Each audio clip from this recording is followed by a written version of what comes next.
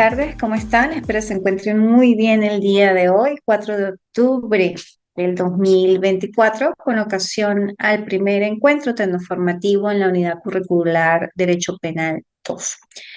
Bueno, soy Adriana Lourdes Bautista Jaimes, abogada, egresada a la Universidad Católica del Táchira, especialista en derechos humanos, también en derecho procesal, en criminalística y criminología, magíster en derecho penal y criminología, doctora en derecho de relaciones internacionales y postdoctora en epistemología e investigación científica.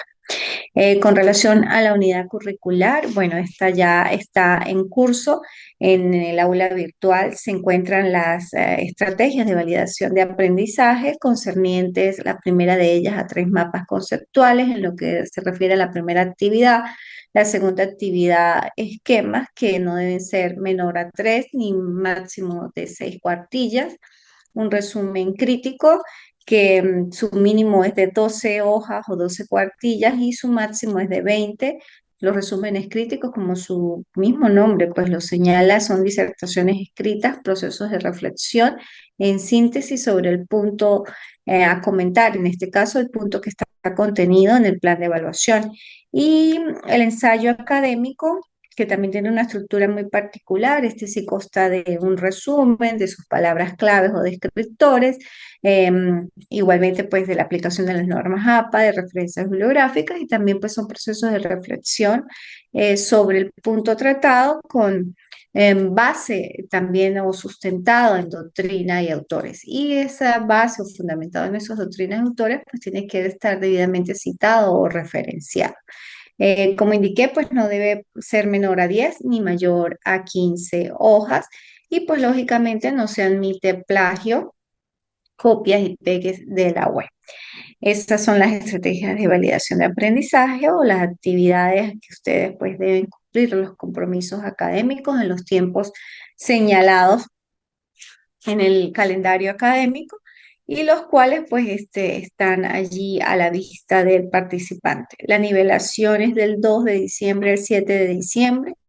Esa nivelación solamente comporta o es aplicable para aquellos estudiantes que no presentaron alguna de las 4 actividades o que se le aplazaron la materia. Si alguno de los estudiantes está dentro de los que no presentó la actividad, pero fue por un motivo bastante justificado, pues debe dirigirse a coordinación de pregrado para habilitarle el aula o la actividad que le corresponda antes de la nivelación. Si no es así, pues quedará solamente para nivelación y la presentación de una sola actividad de las que no haya presentado.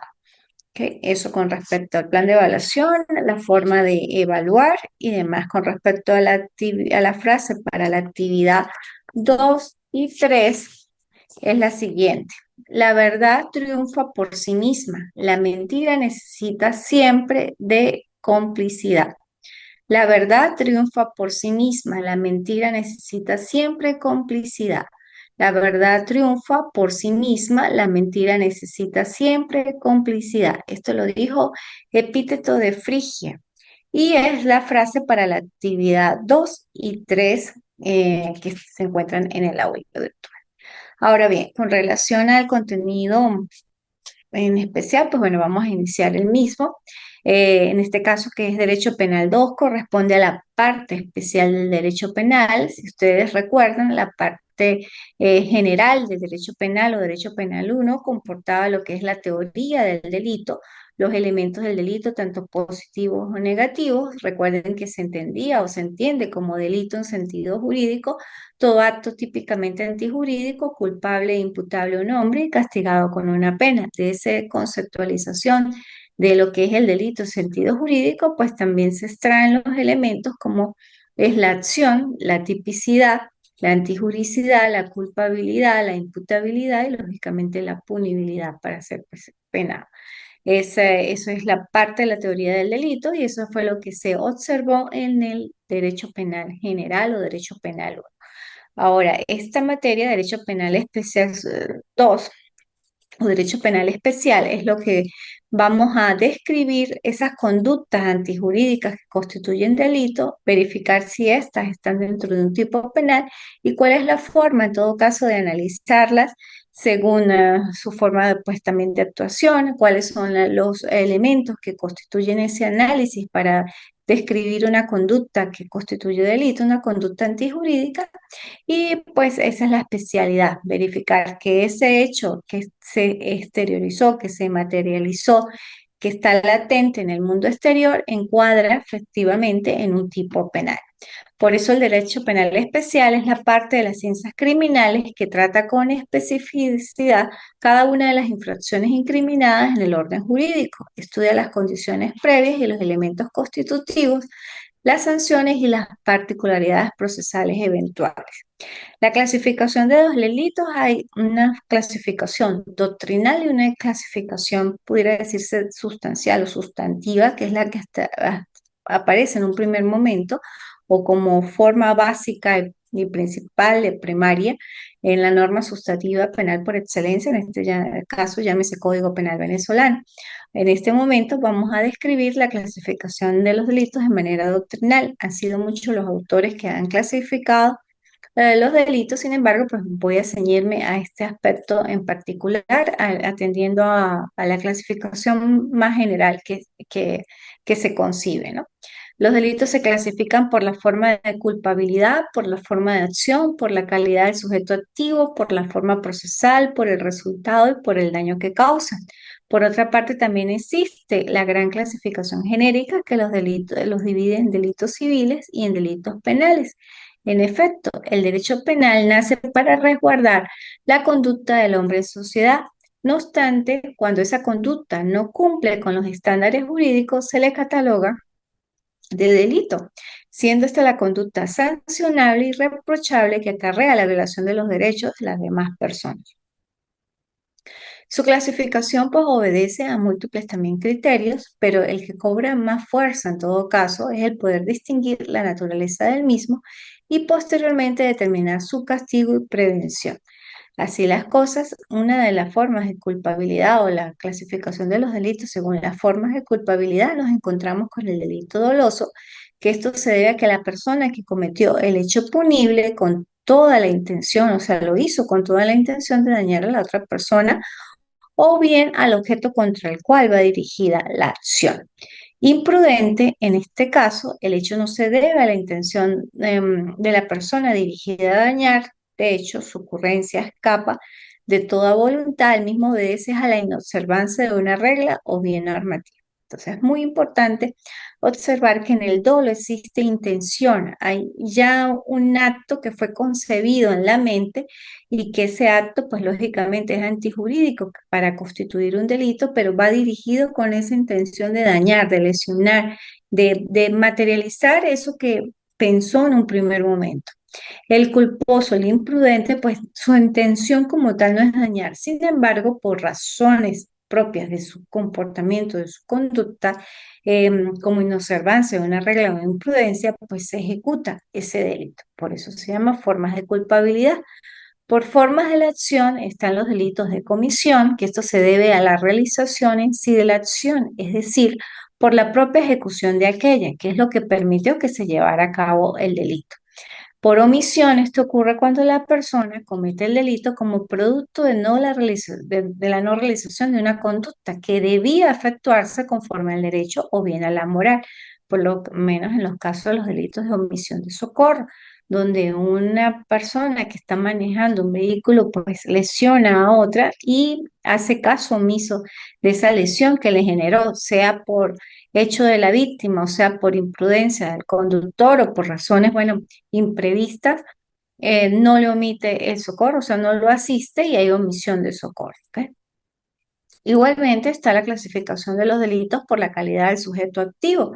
Están los comunes, que son aquellos delitos contemplados por la legislación que puede llevar a cabo cualquier persona, los especiales que deben su nombre a que por su configuración los delitos deben ser llevados por determinadas personas con el fin de que puedan catalogarse como tal, como en los casos de los delitos donde tienen una figura especial el sujeto activo, ¿no? Por lo menos los delitos de peculado. Por la forma procesal, los de acción pública, considerados así para iniciar el proceso de punibilidad, las propias entidades jurídicas del Estado, ya que no meritan que la víctima haga ninguna acción.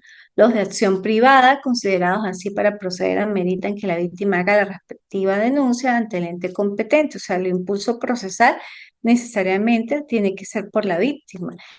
Y en todo el proceso, ya te escapa de la parte del Estado, sino su impulso debe ser accionado por la víctima. Por el resultado, materiales denominados así porque ameritan que los mismos coincidan entre la realización del hecho, la consecución del mismo y el resultado de este. En efecto, se produce un esquema delictivo integral. Los formales, que son aquellos que suceden sin que medie la causa específica, en efecto, sin que se pueda acceder a los mismos esquemas, donde el resultado no es conjugable con la acción. Y también están los delitos por el daño que causan, como los de lesión, que son aquellos que acarrean una lesión en la integridad de la persona. Los de peligro, aquellos que ocasionan una situación de riesgo sin que el daño se haya materializado. Los delitos civiles, los delitos penales, la distinción reside en la ley que los juzga entre la ley penal y la ley civil. Los elementos constitutivos del tipo penal pues es la descripción textual de un acto por acción o omisión como delito o contravención establecido en una ley penal. Y bueno, esos elementos, ya fijándose el tipo penal, existen otros que son parte primordial del mismo, como el sujeto activo, el sujeto pasivo, el verbo rector. El sujeto activo siempre es la persona que comete un delito o contravención, ya sea por acción o omisión, es el que ejecuta, el que acciona, es el accionador, el principal agresor, por eso se le llama sujeto activo. El sujeto pasivo es a quien que recae la acción o se dirige la acción del tipo. Por eso, o sea, es el receptor, el que recibe. Y el verbo rector, bueno, la tipicidad describe una acción determinada y expresada gramaticalmente que contiene pues un verbo en cualquiera de sus formas, así como el bien jurídico protegido, que son esos valores protegidos por el ordenamiento jurídico positivo, por ejemplo, la vida, el patrimonio, la honra. Hay un elemento subjetivo que se relaciona al sujeto activo a su conducta que puede ser dolosa cuando existe deliberación e intención de causar daño o culposa cuando se ha infringido el deber objetivo del cuidado. El resultado se relaciona al sujeto pasivo que puede ser daño, el delito o contravención cometido por el sujeto activo que ya ha causado pues un daño a la persona o a su patrimonio o peligro cuando el delito o contravención aún no ha causado el daño a ninguna persona. Y la punibilidad, que es la pena establecida en el tipo penal como consecuencia de la conducta indebida descrita. Una vez que analizamos ese caso penal a la luz de estos elementos constitutivos, pues se pudiera definir la conducta, si la conducta indebida se adecuó o no al tipo penal que se investiga, ¿ok? Por eso es necesario destacar los elementos del delito, los elementos inclusive de la forma de analizar cada tipo penal y principalmente el concerniente a lo que es propiamente el tipo, sujeto activo, sujeto pasivo, bien jurídico protegido y verbo rector. Ejemplo, el homicidio intencional previsto en el artículo 405 del Código Penal, que indica más o menos así, el que con intención haya causado la muerte de otra persona será castigado con una pena, no recuerdo en este momento, pero supongamos que sea de 8 a 15 años. Es un delito corto, o sea, un tipo penal muy descriptivo, pero bastante corto. Y me dice, el que con intención de ocasionar la muerte efectivamente a otra persona, eh, tiene la pena de tanto. El que, ese es el que es el sujeto activo, me está diciendo que es el que ejecutó la acción, en este caso de ocasionar la muerte a otra persona. No tiene una característica especial, o sea, cualquier persona puede dar muerte a otra, por eso es un sujeto activo indiferente, no tiene una cualidad especial que indique que debe tener efectivamente para cometer ese delito. Un sujeto activo indiferente, pero es el agresor, por eso es sujeto activo. El sujeto pasivo, pues lógicamente el que recayó la acción, en este caso el que pues ya no está en el plano terrenal y el que pues falleció producto de la acción del sujeto activo, es el sujeto pasivo el que recayó. Hay también sujetos pasivos de manera indirecta. ¿Cuáles son los sujetos pasivos de manera indirecta? Pues los familiares de la víctima. Pero en este caso, el sujeto pasivo principal es el que donde recae la acción, el que recae la acción. El verbo rector, en este caso el homicidio intencional, como ejemplo, el que intencionalmente. ¿Cuál es el verbo rector? La intención. Por eso es el que intencionalmente. Entonces, allí es el verbo rector y el bien jurídico protegido, en este caso los delitos de homicidio, pues es la vida. Así están los elementos constitutivos, pues, del tipo penal. Ahora bien, en lo que respecta al Código Penal, recuerden que el Código Penal, porque una de las tareas o de las estrategias de validación de aprendizaje son realizar esquemas o mapas conceptuales con respecto a los tipos penales. Los tipos penales del Código Penal están descritos en el libro segundo del Código Penal. El libro primero del Código Penal, porque el libro como tal, el Código Penal, que es la norma sustantiva por excelencia, básica, porque existen leyes especiales penales que también describen conductas punibles o cuando constituyen delitos, describen esas conductas y las encuadran en un tipo penal, también están en leyes penales especiales, pero en este caso el Código Penal está dividido en tres. La primera parte es la descripción totalmente de los delitos, inclusive las formas de extinción de la acción penal y de la pena, prescripción y demás, ámbitos de validez, causas de justificación, causas de inculpabilidad.